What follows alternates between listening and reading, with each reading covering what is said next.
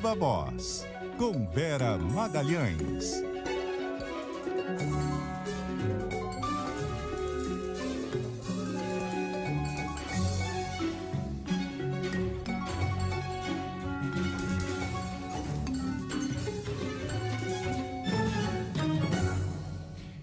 E aí, Vera?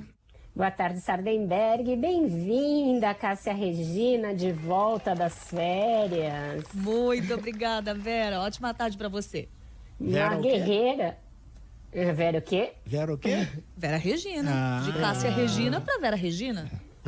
Uma guerreira que volta de férias numa sexta-feira pré-feriado, Sardenberg. Isso ninguém entendeu até agora. Com direito a plantão amanhã cedo, hein? Quero vocês dois me ouvindo a partir das 6 aqui na rádio. Estaremos lá. Fechado. Tá. 6 horas? 6 horas. 6h05 eu entro. 6h05 eu entro.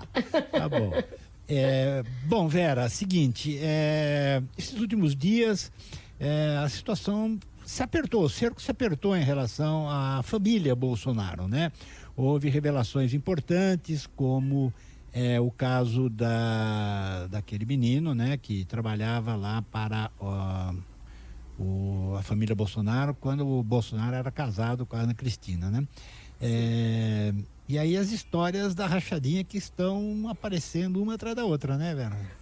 Uma atrás da outra, Sardenberg. Antes mesmo desse depoimento do ex-funcionário da família, o Guilherme Amado, colunista do portal Metrópolis, a gente já tinha tido no início da semana a revelação da prática da rachadinha no gabinete do Carlos Bolsonaro, a comprovação do que já se imaginava e o fato de que o Ministério Público passou a investigar também o gabinete do Carlos. E aí veio essa bomba.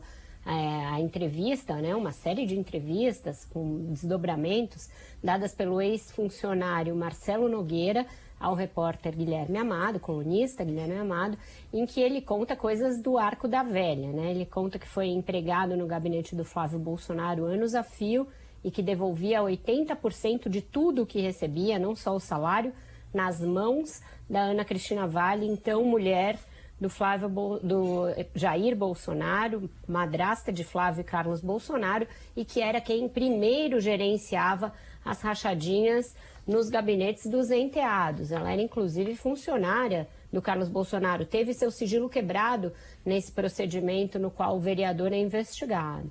E de acordo com o relato do Marcelo, isso era a praxe para todos os servidores dos dois gabinetes. Ele corrobora muitas das coisas que já estavam nas investigações da rachadinha do Flávio, naquele processo do Flávio, inclusive os nomes, ele fala todo o modus operandi como era. Tinham de devolver, Sardenberg, até a restituição do imposto de renda, até o vale-refeição, tinha rachadinha no vale-refeição também, tinha rachadinha em tudo que era de vencimentos. E ele diz que vários parentes da Ana Cristina, que eram servidores nesses gabinetes, esses eram funcionários fantasmas mesmo, devolviam quase tudo que ganhavam, ficavam com uma parte que ele diz que era apropriação de dinheiro público, como se o dele não fosse, porque ele pelo menos trabalhava, ele diz. E depois da separação do casal Bolsonaro, ele foi trabalhar como funcionário da Ana Cristina, primeiro no escritório dela de advocacia em Resende, e depois na casa dela, como uma espécie de babá do filho do presidente, do Jair Renan, e da Ana Cristina, e foi com ela para Brasília nesta condição, inclusive. E a Ana Cristina acaba de se mudar para uma mansão, né, em Brasília. Diz mansão que é alugada, mas o rapaz lá disse que foi comprada, né? É isso, mansão essa que ele disse que não é alugada coisa nenhuma, que está sendo comprada por intermédio de laranjas, para não ficar muito evidente o gasto de milhões de reais. Logo em seguida do Flávio Bolsonaro adquirir uma mansão avaliada em 6 milhões de reais também em Brasília, ela estaria fazendo um financiamento em nome de laranjas, que vai ser pago por ela em dinheiro vivo para esses laranjas em nome dos quais vai ser registrada a casa. Denúncias pesadas, graves. Ele diz que ela inclusive forjou uma acusação de arrombamento de um cofre do Banco do Brasil que existia em nome do casal, do qual sumiram joias. Isso chegou a ser noticiado na época da campanha pela revista Veja. E o Bolsonaro chegou a ser ouvido nesse inquérito, porque ela acusava o Bolsonaro de ter arrombado o cofre para tirar as joias no processo de separação dos dois, que foi litigioso no qual eles brigaram pela guarda do filho. E agora o que ele está dizendo é que ela mesma forjou o arrombamento do cofre, sumiu com as joias para prejudicar o Bolsonaro naquela ocasião. Depois, hoje em dia são melhores amigos todos, sinal de que algum acordo foi feito, né?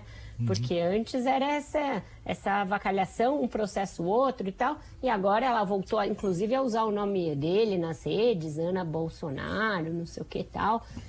Foi morar em Brasília com o filho, mas chegou a ficar muito feia a situação entre eles. Ele nessas entrevistas fala da intimidade do casal, chega a dizer que houve uma traição, que teria sido a razão da separação. O fato é que a família está na boca do sapo, o Sardenberg. O presidente com um caso aí público que envolve a intimidade da sua família, envolve os negócios da sua família e os gabinetes da sua família. Peculato, desvio de dinheiro público dessa maneira se chama peculato.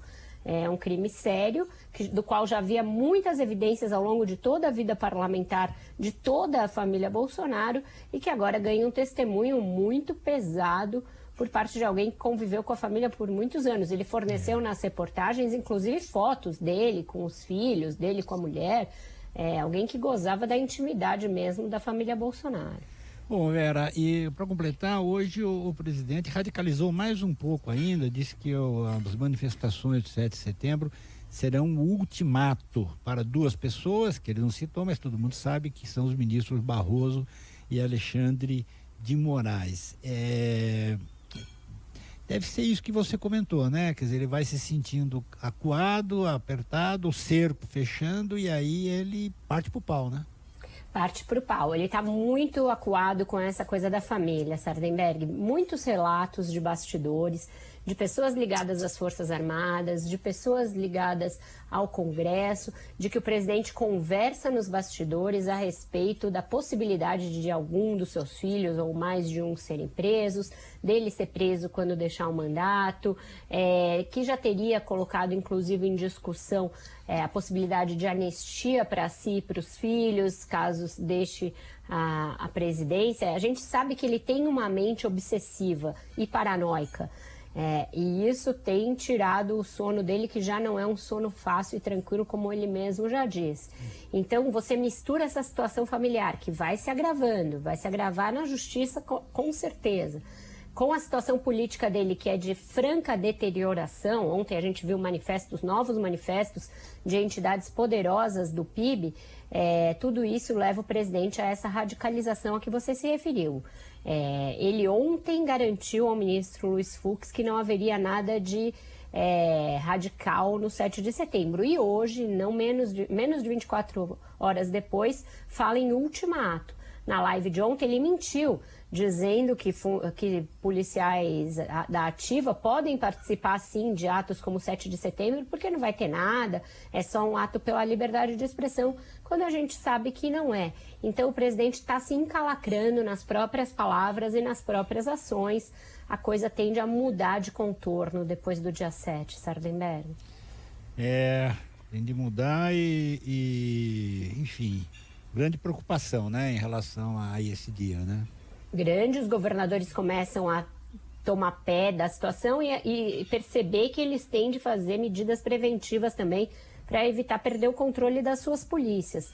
Ontem eu conversei com o ex-governador Paulo Artung, que enfrentou um motim de policiais quando estava no cargo. Ele falou, olha, os governadores eles têm instrumentos para evitar que caminhe para um motim no dia 7 de parte das suas PMs. Eles têm como pôr esses mecanismos em uso. Ele foi muito firme com os PMs. O seu sucessor, Renato Casagrande, acabou por aliviar, né? Deu uma anistia para os policiais, mas ele tinha afastado todos os policiais que participaram do motim em 2017.